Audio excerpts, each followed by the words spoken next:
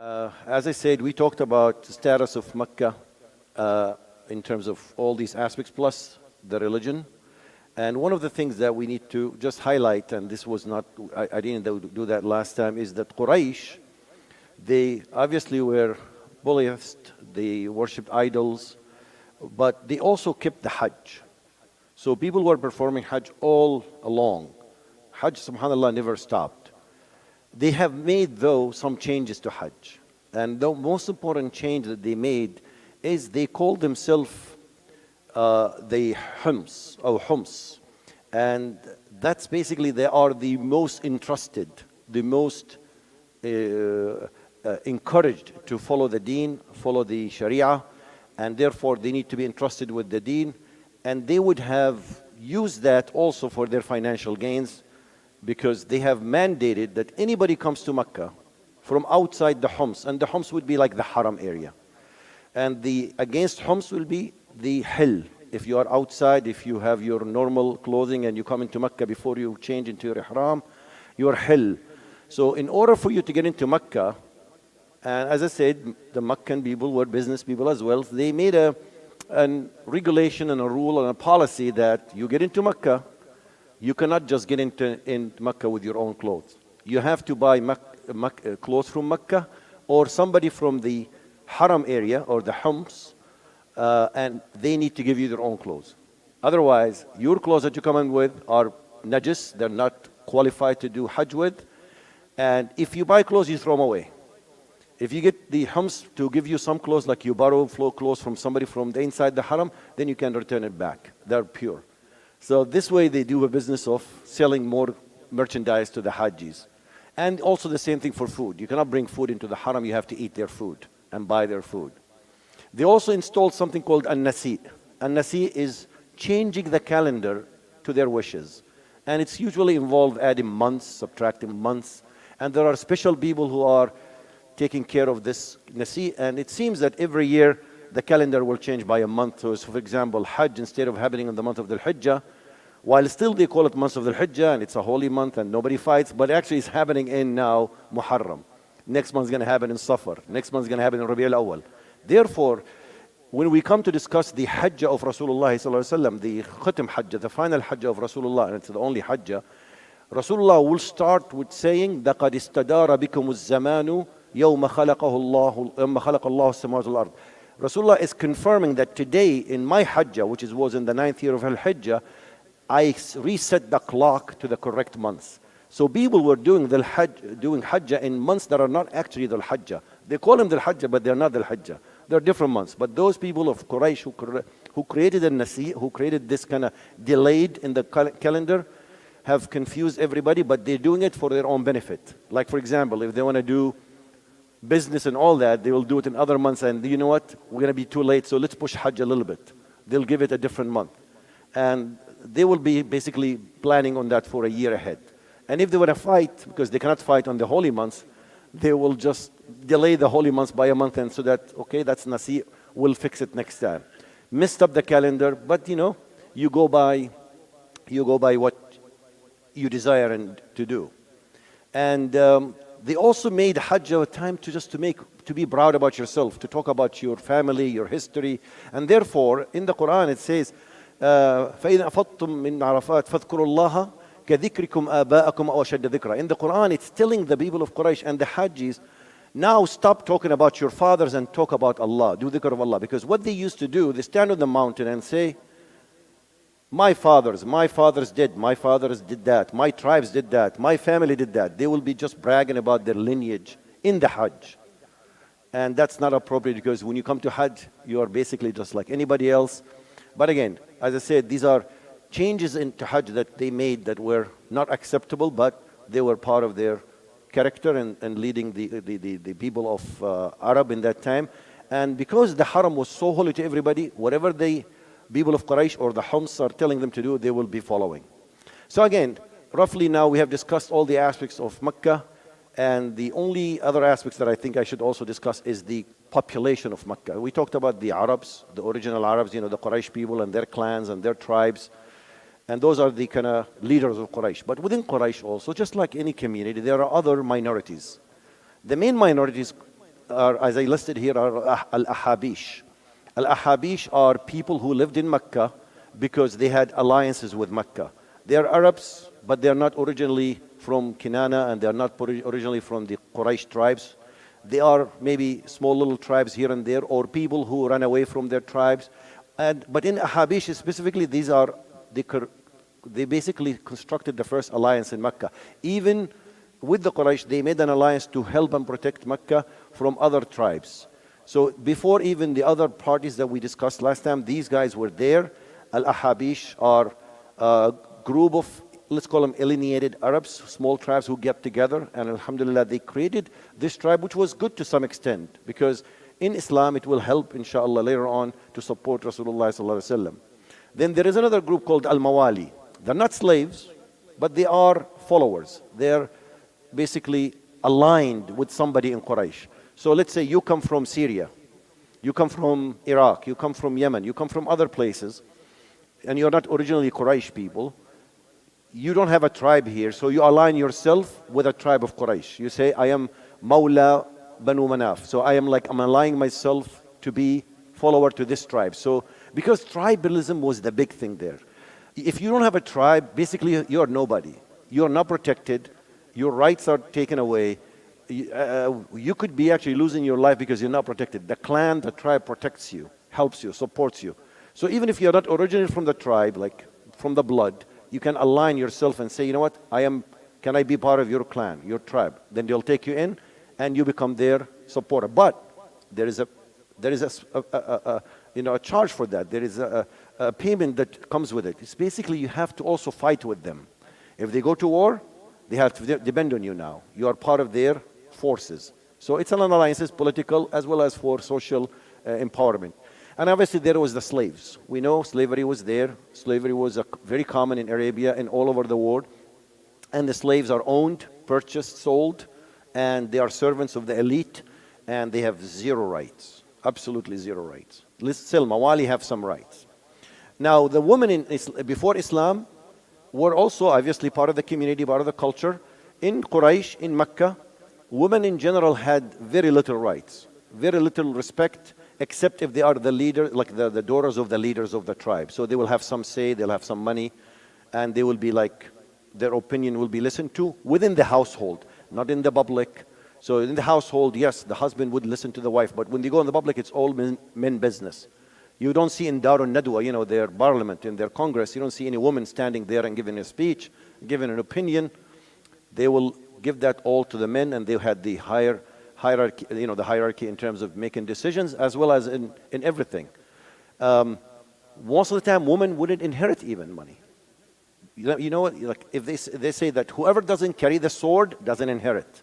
Because who protects the money is those fighters. So the women don't fight, they don't inherit, but their families still take care of them, just like because Arabs would honor their women, it would be a shame that they will go into slavery, because if you fight and your family is being captive, that's a shame. So they will protect them, and we know that actually some girls, they would be killed while they are actually still babies, right? We call it wa'dul banat, the killing of the babies while still in infancy. And in the Quran, that was clearly discouraged, and described that when somebody is getting a daughter now, their face look like saddened, darkened, and they will shy away from people. And the Quran clearly says, this guy is now thinking, should I kill her? Should I keep her? And that was part of the fact that Arab tribalism, outside Mecca specifically, in Mecca that wasn't a common practice, seriously. People think that as a Meccan, people do that all the time. But in the cities, that wasn't happening big time. It was happening in the Bedouin area. Because in the Bedouin area, their lifestyle was like they always have raids on each other. So they will take and steal and get the woman into a prison, and they will use them as slaves. So men didn't like to have girls in the Bedouin area. In Mecca, it was practiced, but not really wide scale. And actually, the story about Umar ibn al-Khattab radiallahu anhu killing his daughter, burying his daughter alive, is not true. So most of the time you'll see this story being publicized, but that's not true. Actually, that wasn't really a big concern of the Meccan people. I'm not sure. Yeah. And obviously, because the didn't have a lot of rights, they would be treated as a property. Like if you have a man who died and he has a lot of women, and they could marry as many women as they wanted, they would actually, the older kid will inherit the wives except his mom. So those wives become his wife, his father's wives. And any other man could just take that woman if he pays more money to the family. So it wasn't really a very respectful way of handling a lot of women. But doesn't apply to everybody in Mecca. Only those small, low-scale people who are not really leaders in their community. Like, when we talk about Khadija radiallahu anha, we know again, she's very well respected, she's rich. So again, we're talking about a small amount of women that actually don't have rights to start with, and they were just degraded by the fact that they were also women. Now we come to the conclusion of this part before Islam. So Allah subhanahu wa ta'ala, and you have seen with me how Arabia in general was not really the best place of civilization, the best place for human right, the best place for morals and religion. They had almost everything going against a message that will come and change the world, because they were weak, they were not united. They didn't have an army and civilization. They didn't even have a one ruler. Every part of Arabia had their own ruler. Like they were not united under one decision.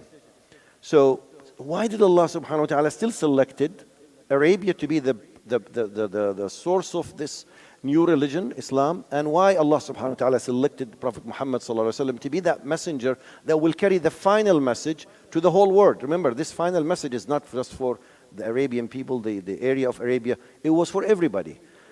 Rasulullah sallallahu alaihi wasallam answers this second question about himself. He says, Allah has selected from Bani Ismail, Allah has selected Bani Ismail from Ibrahim alayhi salam. So it's Allah's choice to give this lineage to Prophet Muhammad so that he will be the final messenger. He selected Ibrahim alayhi salam. Then from Ibrahim he selected Ismail. And from Ismail he selected Banu Kinana. Banu Kinana is one of the lineages, if we remember from last time, the 20 grandfathers of Rasulullah, one of them is Kinana. And from the Kinana, Allah subhanahu wa ta'ala selected Quraysh, and Quraysh is Fihr. And Quraysh is the tribe as well as the person called Fihr. Min Bani Kinana. And from Bani Kinana he selected Banu Hashim. Lord, there are so many in Bani Kinana, there are so many kids, but he selected Banu Hashim. And from Banu Hashim he selected him, Rasulullah sallallahu alaihi wasallam. And that was the most noble of all the nobles. All of them have some nobility in them, but that lineage that we have described in the previous slides, I think somewhere, it shows the purest lineage of anyone in Arabia at that time, and that's what Rasulullah is describing himself in this hadith. So why Mecca again? The most, and I think the focus has to be always on the fact that Mecca has the Haram. Because without the Haram, will be no Mecca. Actually, Haram was there before Mecca. If you go to all the big cities, all the big holy cities even, like you go to Vatican, you go to any other, Istanbul, Constantinople, all these cities were there before any holiness come to them. Like Vatican, the St. Petersburg, church is there after Vatican was built, Rome was built. So it doesn't have any holiness in its sin. Mecca itself is holy because of the Haram. It was the first thing that happened in Mecca, and there was nothing else. There was no shelter, there is no homes, there is no tents, there is nobody there. Haram only. And Ibrahim and Ismail alayhi salam, they built the Haram further and asked people for Hajj. So it has its own holiness because Allah created that holiness de novo within it. Doesn't need additional help. Allah made it holy. And Arabs, subhanallah, accepted that because they knew they are the descendant of Ismail alayhi salam, Ibrahim alayhi salam, and he came with this religion here. So they accepted that. And that was like a sign of pride for them. While Mecca is, as you can see in the map, it's kind of centrally located, but it's not really close to anything. It's not close to Persia. It's not close to Byzantine. It's not close to Aksum enough to be challenged. They are centrally located. They can access anybody they want. They can be very close if they want. And therefore, when the Risala, when the message of Rasulullah ﷺ was supposed to be propagated, it's easy to go to all these locations. You are centrally located, but at the same time shielded. Imagine if Mecca was very close to the Byzantine Empire, let's say the Ghassanids in the north of Arabia. Like, it is easy for the Roman Empire to come and just occupy the whole area again and destroy everything and kind of demolish this religion in its infancy. So the fact that Mecca was a little bit distant, away from everything, was suitable for the gradual start of the Risala, gradual initiation of Risala, and hopefully stabilization before it comes propagate further in the north and east and south. And Mecca, as we described, the Arabians and the Mecca didn't have any specific civilization or previous knowledge. Like, they're not the Greek and the Romans and the Persians who have some ideology, some philosophy, some previous knowledge in their heads about gods and about, philosophical issues. The Persians have this issue of there are two gods, gods of light, gods of evil. The nar, the fire, it's their holy representation of God because it's a source of light. These philosophical myths were not in Mecca. Mecca knew one thing. There is God, Allah, and its name is Allah. We know that. And we have these idols just as a cosmetic relationship with Allah. Beyond that, there is no additional ideology. So it was easy for Allah subhanahu wa ta'ala to send a message to these, let's call them naive people, simple people, didn't have contaminated mentality. I'll tell you. If you go to Greek at the time of Prophet Muhammad sallallahu alaihi wasallam and he tried to propagate his message and tell his message sallallahu alaihi wasallam, you will have so many ideas that will say, oh, but this, but that, how about this, where did this come from, where did that come from? They will will be so much arguments. And therefore, Arabs would be the best infertile area for still installing this new idea in their head without a lot of obstacles. Also, Meccans spoke Arabic. And Arabic language, and for those who don't speak the Arabic, I think that's something that you have to just ponder about and think about. The Arabic language is the most powerful language that you could ever use, whether it's spoken, written. It can give you unlimited access to a lot of vocabulary and resources, vast, flexible, powerful language. And when the Quran was revealed in the Arabic Qurayshi language, there was a point of that, because it is so powerful to deliver a message. All Arabia would understand it. As we spoke last time, when people came to Mecca for Hajj, they came for Mecca for business, they had to speak the Mecca language, because the business is happening around Mecca. So yes, they spoke their own language among themselves, but they have to speak general, like the official language was the Quraysh language. Also, the Arabia environment is tough environment. Desert is a tough environment. Living in a desert, hot desert. Our brothers and sisters who went to Hajj this year and came back and told us the story of Hajj, and they spent, 2 weeks, 3 weeks? They were complaining about the weather. They were complaining about the lack of resources. Imagine somebody living there all their life. It's a tough environment. Therefore, you will be actually raised to handle tough challenges. It's not a very simple life. If you go if you are in the Byzantine Empire and you are a soldier there, you are provided a horse, you provided a shield, you provided a sword, you provided everything, food, supplies. So, how armies are now supplied? Everything is supplied for them. They go to fight, but everything is taken care of. An Arabic soldier and like a soldier from Arabia would have basically maybe have a camel, maybe doesn't have a ride, maybe walk on their feet, and maybe have one sword, maybe doesn't have a shield, doesn't have anything to protect himself, and they just had their turban and their, courage and their sword. They have very little resources. What food would they carry? Maybe dates, maybe some bread, and that's it. Different than other armies who would have like lavish meals. Think of our Western armies now. How would they go out? They'll have look at their compounds and see how much food they consume. So they were prepared to fight, prepared to struggle, and that's the environment that they were living in. And Arabs, while I was describing all their bad characters in terms of they worshiping idols and treating of the woman, but actually they still have some noble characteristics. Arabs who lived in that area, and majority of Arabs, are basically known for their generosity. They'll just feed you, take care of you, even if they basically have nothing. They'll do that for you. And that's critical for, delivering a message, when you are generous and you don't care about yourself and you care about your neighbor, your friends, and your community, takes you kind of forward miles. Also, they were honest. They wouldn't lie. I mean, they didn't believe that if you ask him, who should we worship? They'll tell you we should worship Allah. They're not going to lie about it. They're not going to sugarcoat it for you. They'll tell you Allah.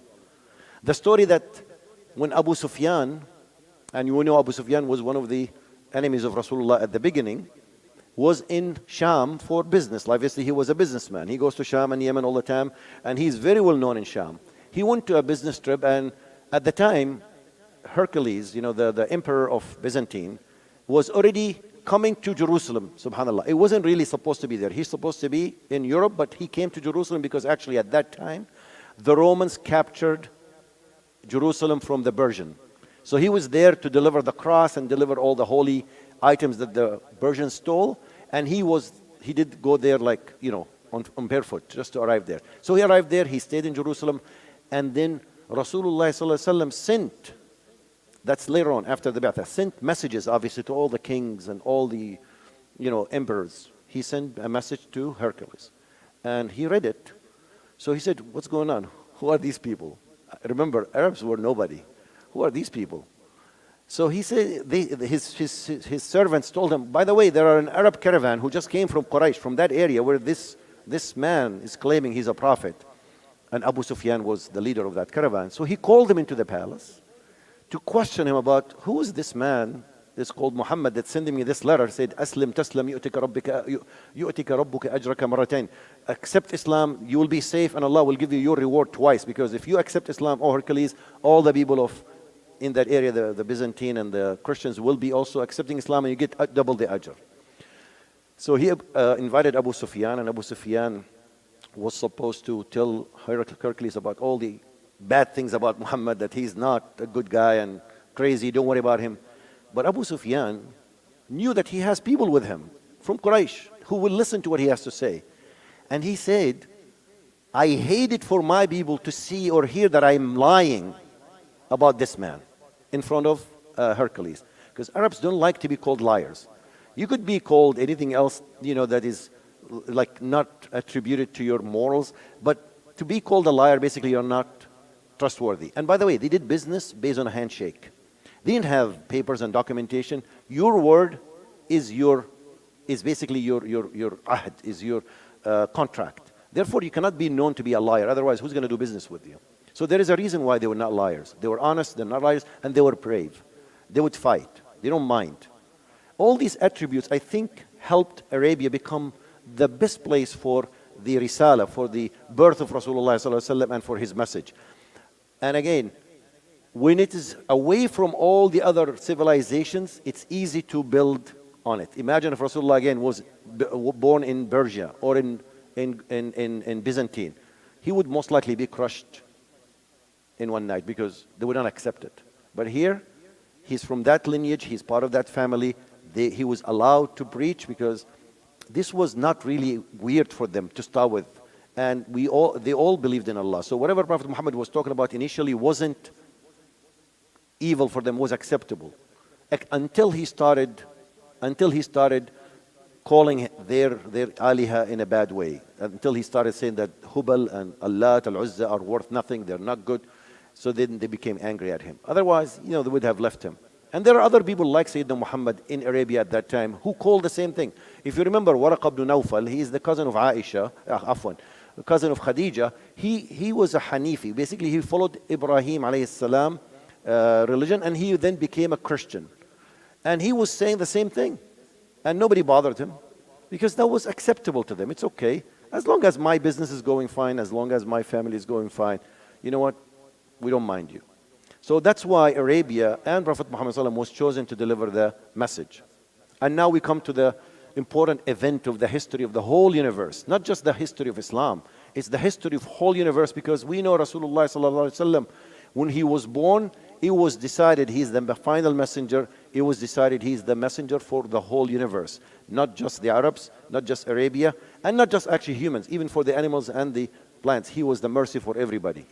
So let's talk a little bit about his birth, and inshallah we'll go through this very quickly because many of those stories you may know, and they may have or not have a lot of relevance to his character and leadership style. You know, he's still a newborn and a baby.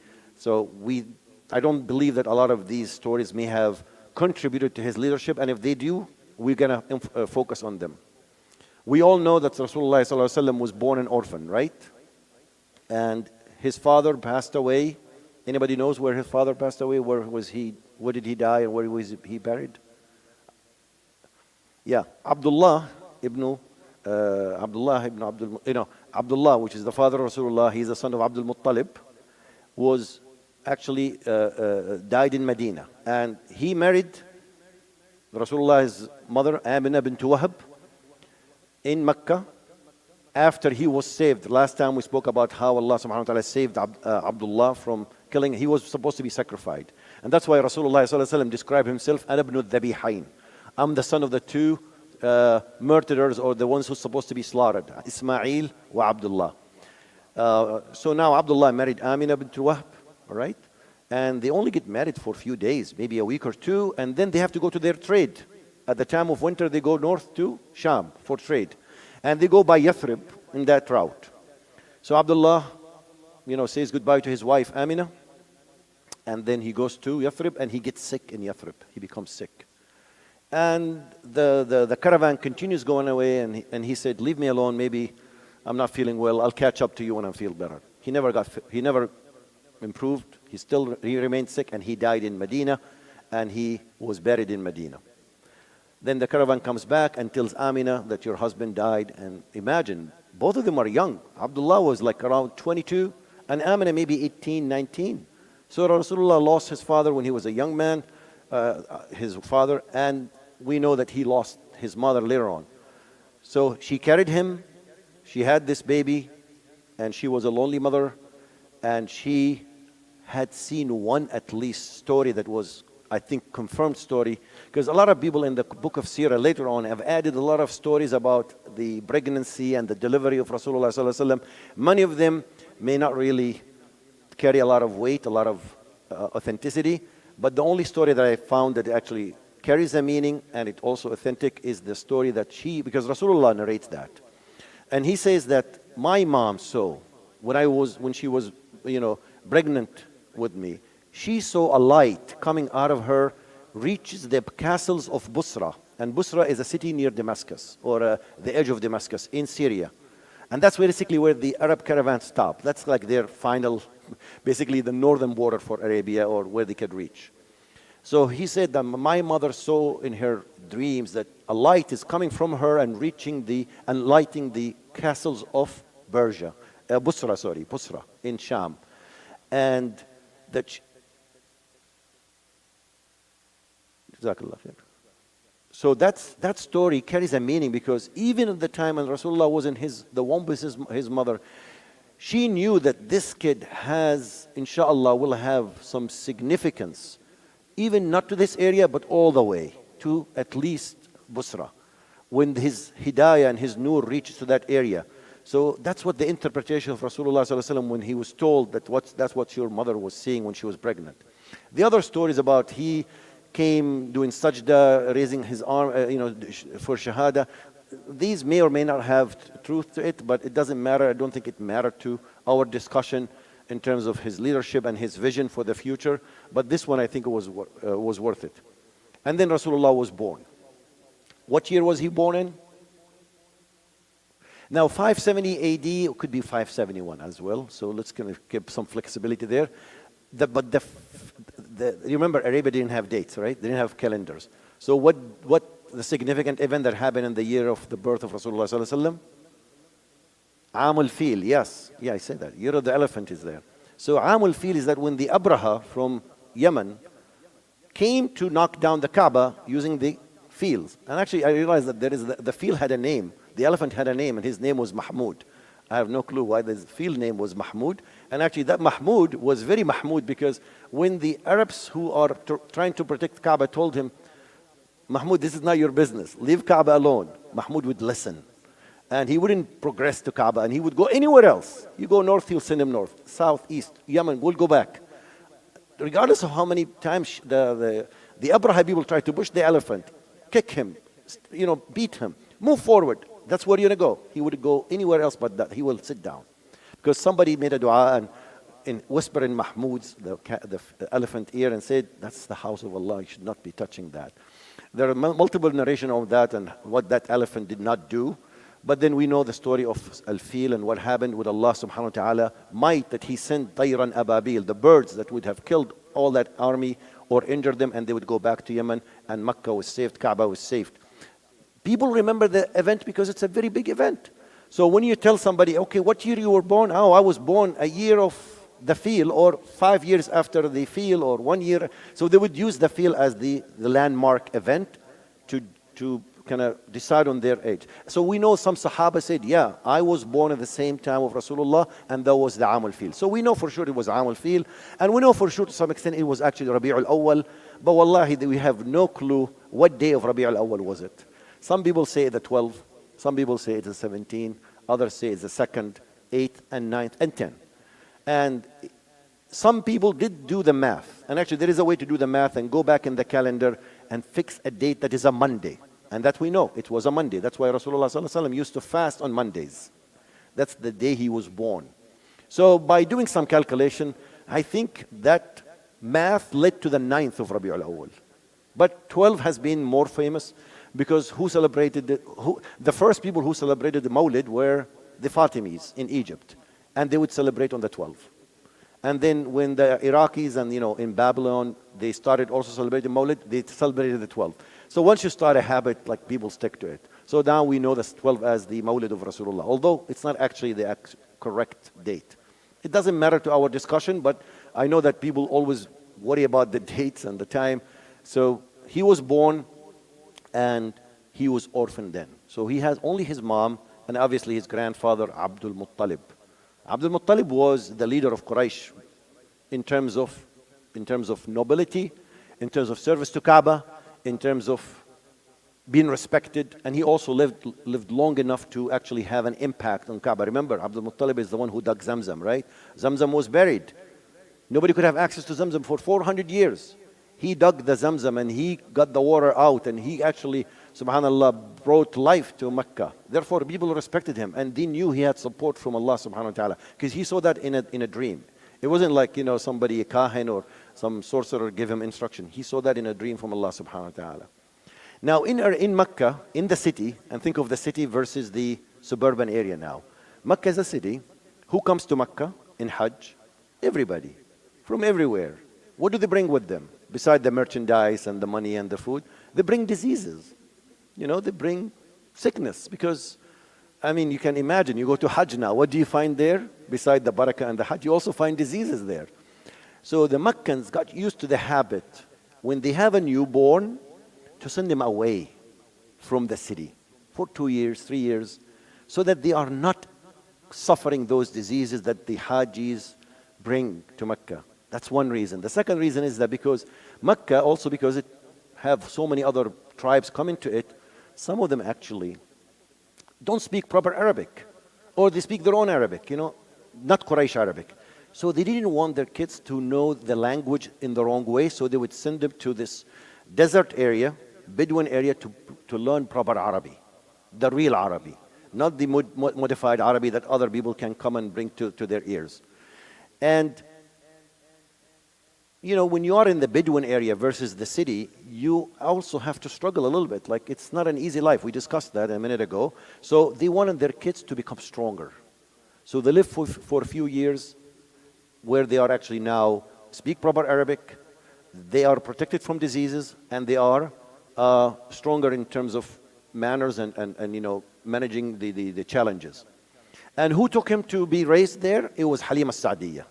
And Halima al-Sa'diyah, and from Hawazin. She's not from Quraysh people. She's from Hawazin. I think in the map here, if you can see, Hawazin is a tribe just east of Mecca. So you travel east for an hour, hour and a half, you're starting the Hawazin. And these are big, big tribes. They're all Bedouins. They don't have cities, except one city called Ta'if, and that's in Taqif. Other than that, it's basically their Bedouin areas. So Halima Sa'diyah comes just like any other breastfeeding mother, looking for a child to pick from Mecca for money. They do that for business. It wasn't like a lot of business, but it's, I'm breastfeeding anyway, so maybe I'll get some other child who I'll breastfeed, and the father of that child will give me some money. Rasulullah didn't have a father. And usually the mothers don't give good tips, by the way. It's the fathers that give good tips. Do you know that or not? Sorry, sisters, but I think this is known that the brothers give more tips than that. And it wasn't really a salary, it was a tip. You do a good job, you give you some money. So nobody would have taken Prophet Muhammad. None of the other ladies who came with Halima, Sa'diyah, picked Muhammad. They said, he doesn't have a father. He's an orphan. We're not going to get paid. He was left. Halima Sa'diyah almost left Mecca without picking a child. But before she started leaving, and she said, you know what? I will look bad. Everybody got a boy or got a baby. Why can't I get one? So they were actually in a very rough shape. They didn't have any kind of camels or any kind of herd that would bring them milk, or the area was very there wasn't a lot of rain, so therefore there's a lot of grass or anything to feed the cattle.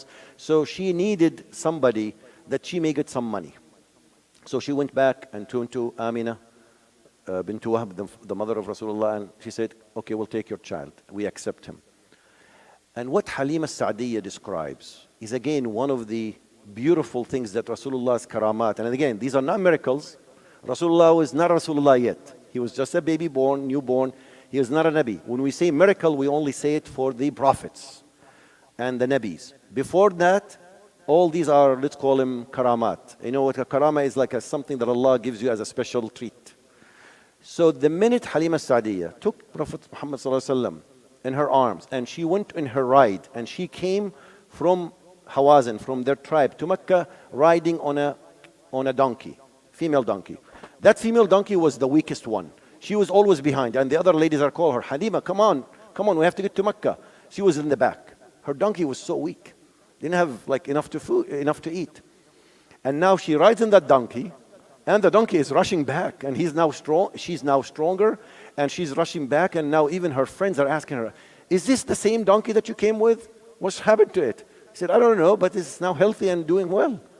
And she said that the animals that she had, which had nothing, no milk in it, suddenly became easy to milk, and they will they will feed all the family. The cattle that they have will have enough milk. And the other people in that area, the Bedouin area, they will say, okay, wherever Halima cattle are going and are grassing, we'll go with them. So they will go with them, but the animals of Halima Sa'diyah will come with a lot of milk, and the other Bedouin people will have their animals without nothing. So it's the barakah that Rasulullah presence within the Halima family is bringing to her tribe, and to her people, and to her land, and to her animals as well. And we know at the time that Rasulullah was with Halima Sa'diyah, he was visited by the angels. And this story, most of you know as the Shaqq al-Sadr, which is basically the opening of the chest of Rasulullah. And some people try to give the tafsir of the Quran, أَلَمْ نَشْرَحْ لَكَ صَدْرَكَ وَوَضَعْنَا عَنْكَ وِزْرَكَ.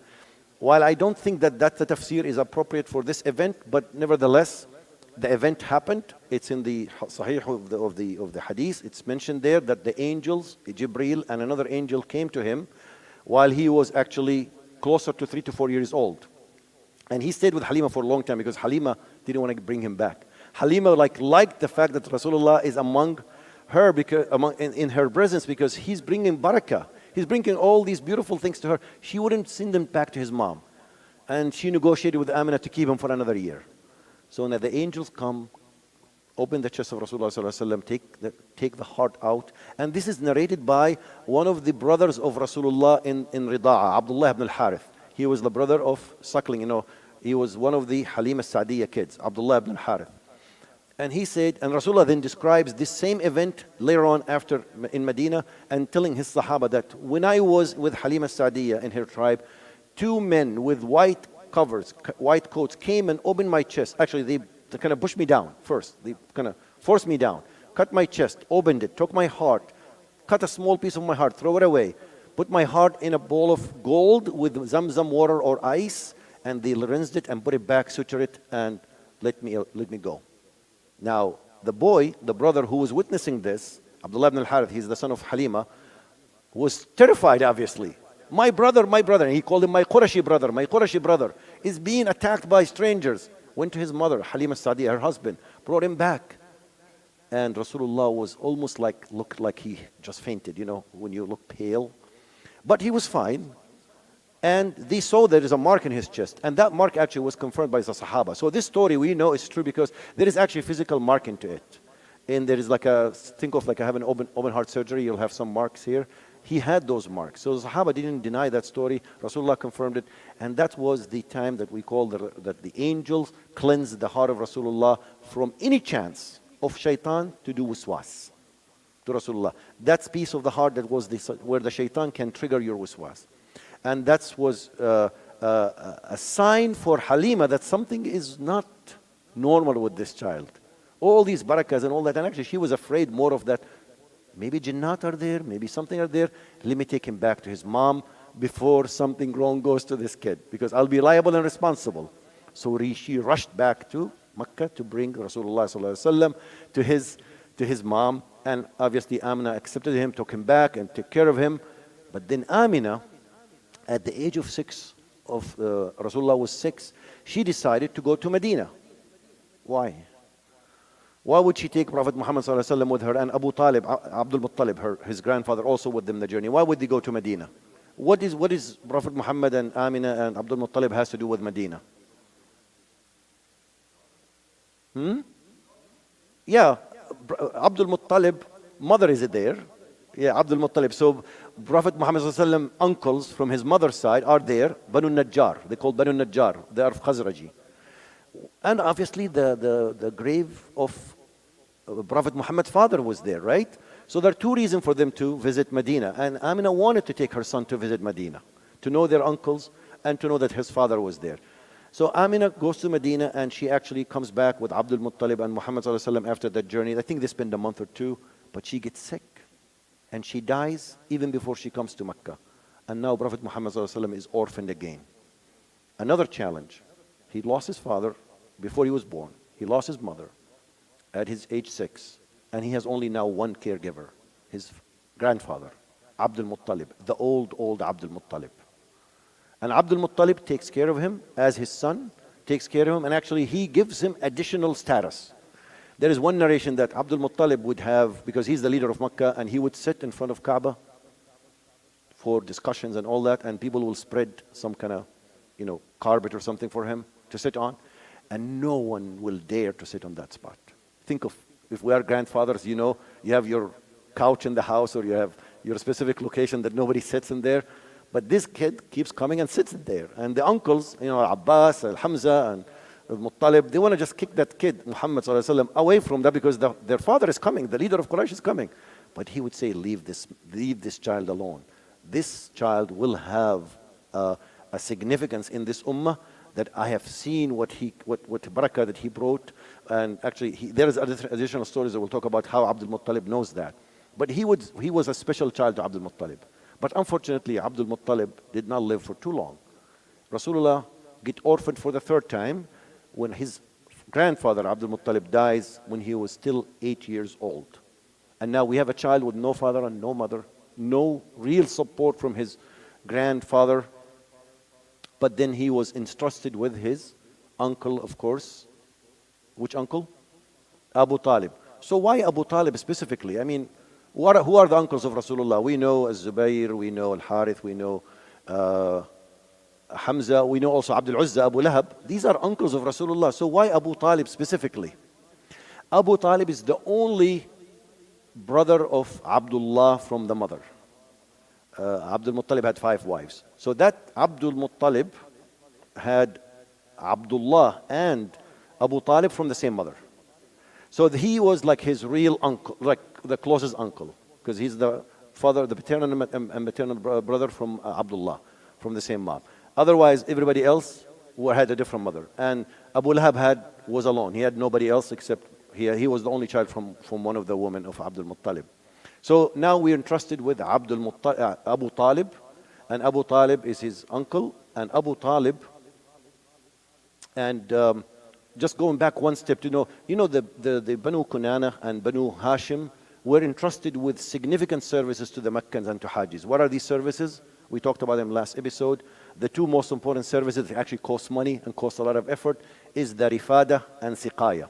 So they have to feed the hajjis, they have to cook food, prepare food, collect food, and distribute food for hajjis. That was their honor. And then the siqaya, they have to provide drinks to the hajjis. That's again their ministry. The other people of Banu of the Banu Hashim, Banu Abdi Manaf, took the other kind of more presidential roles that less work. You know, they are the parliament leaders. They are the holders of the flag. They are the one who declare war.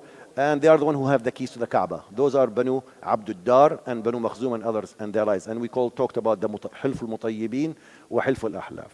So Abdul Muttalib and lived a long life, and he was spending all his money for the service of the Hajjis, for the service of Hajjij. Abu Talib took the leadership from Abdul Muttalib, and he did the same thing. So while initially Banu Hashim had wealth and had money, those people who were responsible for the actual spending were getting actually poorer. Yes, they are noble. Yes, they are respected. Yes, they are the leaders, but they are not really rich. Abu Talib was poor. He wasn't rich, and he had a lot of kids. And he's taken Prophet Muhammad sallallahu alaihi wasallam. He took Prophet Muhammad. Now I think he had so many kids, maybe 10. Now this is number 11. That's a lot of financial burden to raise all these kids. But as you can see, this is kind of puts Rasulullah sallallahu alaihi wasallam. I was describing today in the khutbah that these are challenging times for Rasulullah. He was a child that did not enjoy childhood. Like, we would not raise our kids this way because we feel that's too much burden on them. They were living in a desert. They didn't have a lot of food. They would be actually working hard to take care of themselves. And we'll know that once he becomes a youth, that he was raised in a house that did not provide like easy support. It was tough life for Prophet Muhammad sallallahu alaihi wasallam in his early years. And Rasulullah sallallahu alaihi wasallam speaks about himself that he says, when we were young, and again, with all these challenges, Allah subhanahu wa ta'ala, and this is something we have to remember, Rasulullah sallallahu alaihi wasallam was not just a regular human. Regardless of what we talk about and politics and economy, we have to keep in our mind that he was a Nabi. He was prepared for prophethood. So whatever happens to him, part of it is Allah subhanahu wa ta'ala plan. It's Allah subhanahu wa ta'ala overarching plan for this young boy to grow in a certain way, to become a certain man, to become a certain prophet. Therefore, Allah made certain things for him to happen this way. So we accepted this as part of the overall plan of Allah subhanahu wa ta'ala to raise Prophet Muhammad in such a challenging environment, and also to teach him the best manners from the noblest of the noble in Arabs. And he was so noble that people knew, even when he was young, he wouldn't lie.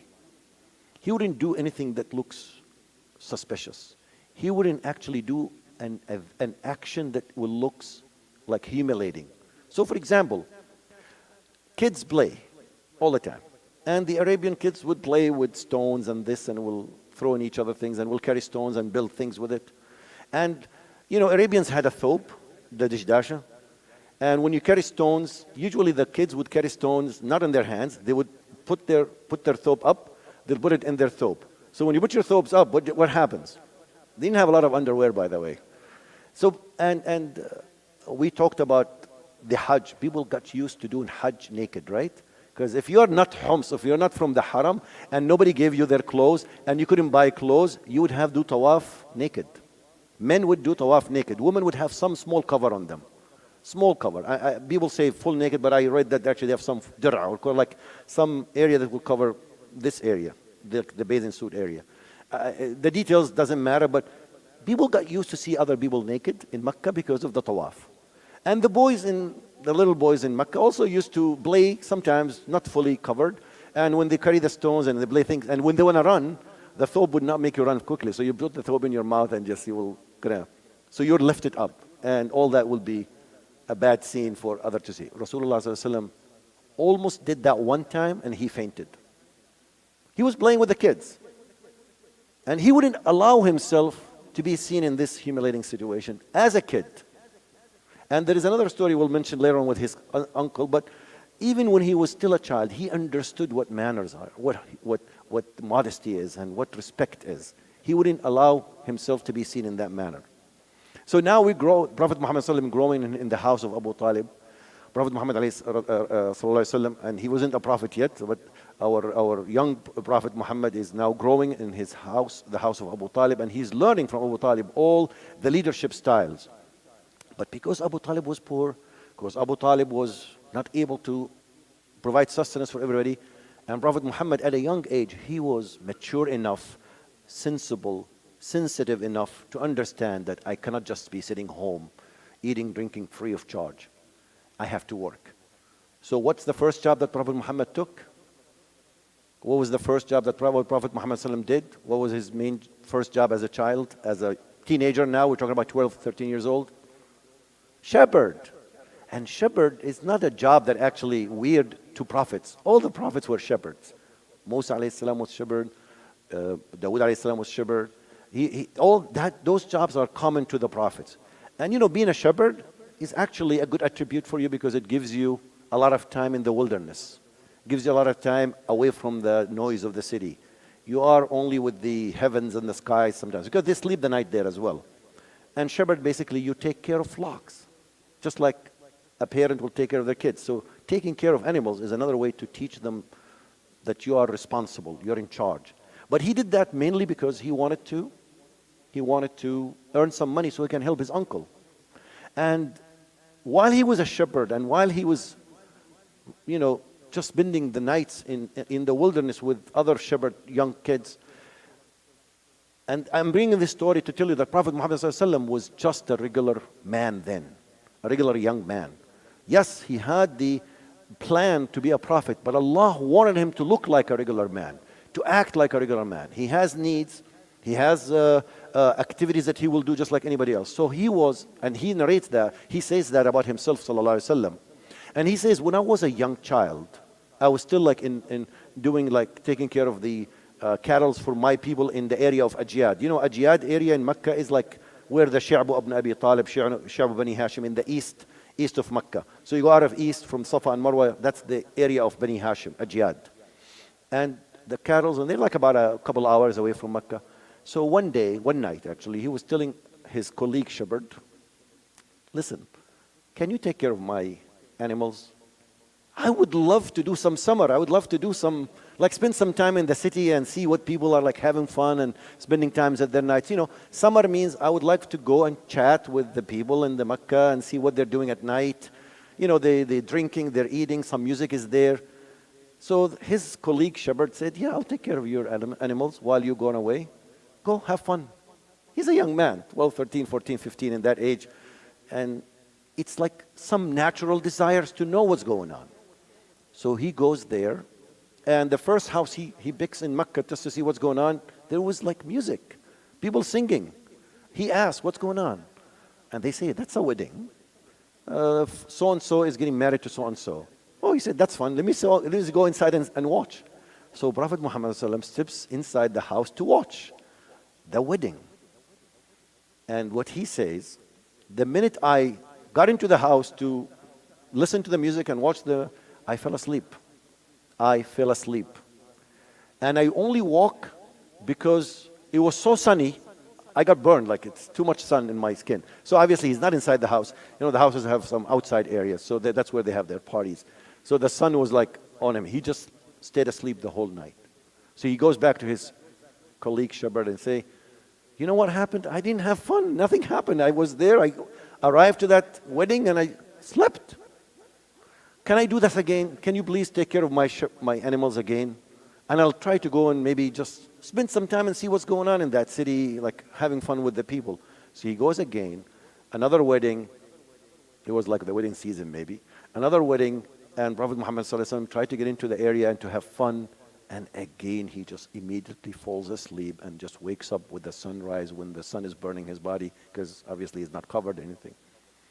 So this tells you that Rasulullah has natural desires, but Allah subhanahu wa ta'ala, with His mercy and His preparation and plan for him, have tuned it, have covered it, has suppressed it to give him isma, to give him protection, to give him the proper manners. So he was like a man, a regular human that Allah provided him with aspect. He was not an angel. Prophets were not angels, were humans. But Allah, with His hikmah and guidance, will control their desires or at least be able to protect him from any deviation. And at the same time, I mean, there's another story here that I'm not sure if I'm going to say it in the proper way or like, but this trip to Sham with his uncle when he was 12 or 13, it's narrated in many of the books, and it says that while he was going to Sham, one of the monks, the minute he saw the caravan coming, because the caravan came and there is this cloud covering this man and this tree is kind of bowing down to cover this man, the boy, sorry, that was coming with Abu Talib, this monk called Bahira was very suspicious. I mean, what's special about this man? Let me go check. And I would like to tell you, there is enough narrations in the books of the Seerah that the Jews and Christians already knew that the Prophet is coming.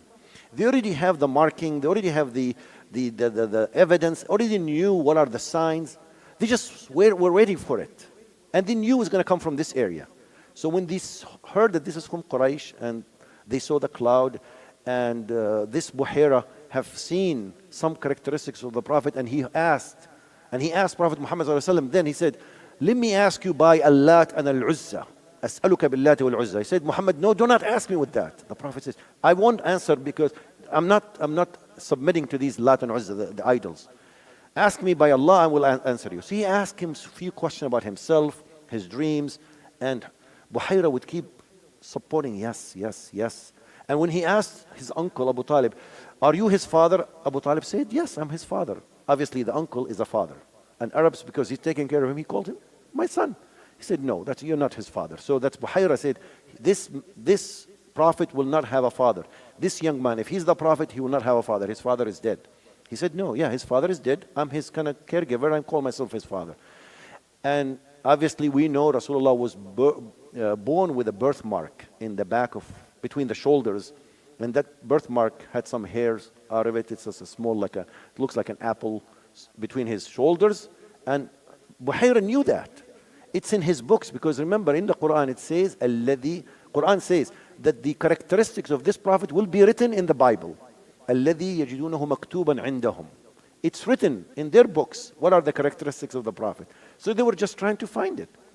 So Buhaira tells Abu Talib, take your son, go back to Mecca, because if he stays here, the people around me, and he was referring to the Jews and Christians, are not going to let him alone.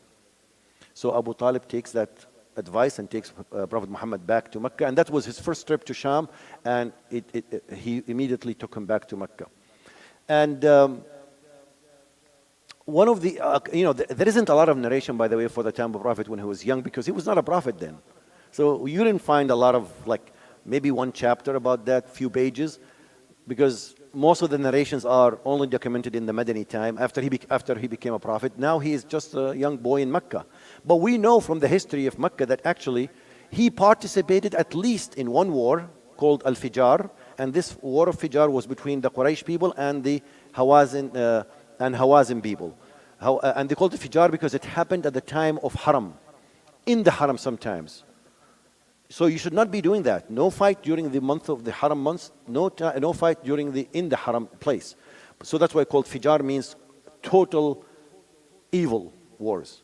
And Rasulullah was participating because he was defending his uncles who are basically protecting the Haram. And the only job he did was actually to collect the arrows. You know, when others shoot the arrows, you collect them and you give them back to your fighters and they shoot them back on the other enemy. So that was his job. But it seems when he participated, the Meccans won. And the score, there were 4 wars. The score was 3-1. Meccans only won 1 war. And that war was when Rasulullah participated in it. Hawazin won the other 3 wars. And then the other event that's an important event that Rasulullah participated was called Hilful Fudul. We spoke about it last time. And I'm going to detail a little bit of that because it matters. Hilful Fudul is an alliance that happened at the time of Prophet Muhammad when he was 20 years old. It was because some people in Mecca would not give the rights to those people who don't have clans and tribes to protect them. So somebody wants money from one of the Qurayshi people, the leader of Quraysh. That guy, Al-As ibn Wa'il, said, I don't owe you anything. And he's from Yemen, from Asdi, from the area of Yemen. He doesn't have a tribe here. So he found no alliances. So he complained in the Haram, and the Banu Hashim, specifically Abdul Muttalib clan, Banu Hashim, stood with him to support him against the Al-As ibn al-Wa'il from Bani Sahm. And I would like to emphasize here, because while Rasulullah sallallahu alaihi wasallam, we described last time, he said, this is the best alliances that I got into before Islam. And if I was invited to do it again and sign on it, I will do. Because it's the alliance of good virtues. Like, you know, we support the victims and we stop the aggressors. All these are good characteristics that Islam even called for. But what matters to me here, because this will matter later on when we discuss why the people of Quraysh were against their own cousin, their own thing. And in this slide, I'm showing that in the alliance, the Hilf al-Fudul was based on the Hilf al-Mutayyibin. And Hilf al-Mutayyibin is basically Banu Abd Manaf. You know, but remember, Banu Abd Manaf were against Banu Abd Dar and the Makhzumis. Banu Abd Manaf is basically Hashim, Abdu Shams, and Abdu Shams is the tribe where Umayyah, Abu Sufyan, and Uthman ibn Affan come from. Those are Abdu Shams. And the Abdul Muttalib is a very close ally to Hashim, and Nawfal was a close ally to Hashim and everybody. So those four brothers in the blue box, these four brothers were the part of Abdu Manaf against the other tribes. In this Hilf al-Fudul, two specific brothers from the Abdu Manaf exited that Hilf and exited that alliance, and they are not anymore part of the Prophet Muhammad clan alliance.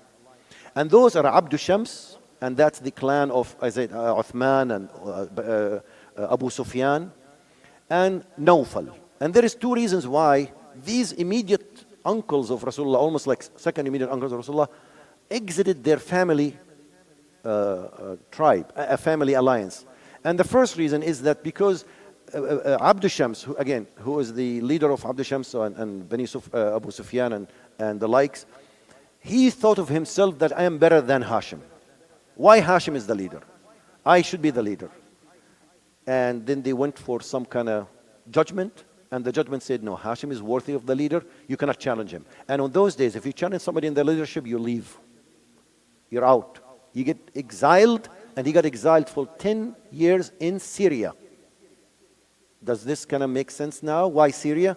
Remember, Banu Sufyan and Muawiyah and all these have stronghold in Syria, in Bilad al-Sham. It started with their grandfather being exiled into Syria for 10 years, building his business empire there. And then Abu Sufyan and all the Umayyad being good merchants with that area. So that's their territory, basically. That's why even in Islamic time, Umayyad had Bilad al-Sham as their stronghold. The other story about Nawfal, again, he's one of the great uncles of Rasulullah. Abdul Muttalib was his nephew, and Nawfal took his money, took his land, took his animals. Because Abdul Muttalib was in Medina. He was in Medina. Then this Nawfal took his land, and then he wouldn't actually give it back. So what Abdul Muttalib does, he goes to his uncles, where? In Yathrib, Banu Najjar, and he calls them, and 80 men from Yathrib comes and challenge Nawfal, give our nephew his money, his land, his animals. And in Mecca, in the middle of Kaaba, Nawfal was forced to give that back. So what happens? He's embarrassed. He said, I'm no more part of I'm not no more part of Hashim tribe. They form another alliance. They didn't join Bani Makhzum, but they became enemies of the Banu Hashim tribe, and therefore enemies of Rasulullah. Therefore, those future enemies have a reason why they're enemies in their tribal, structure. And remember, tribalism was a big deal in Arabia then. Now, finally, going back to the stories of Rasulullah sallallahu alaihi wasallam, he participated in, and obviously, we're going to stop at the time of Rasulullah sallallahu alaihi wasallam joining Khadija, his future wife, in her caravan.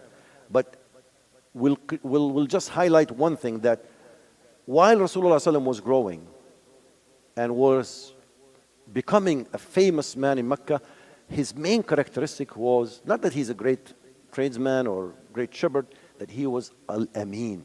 He's the honest man.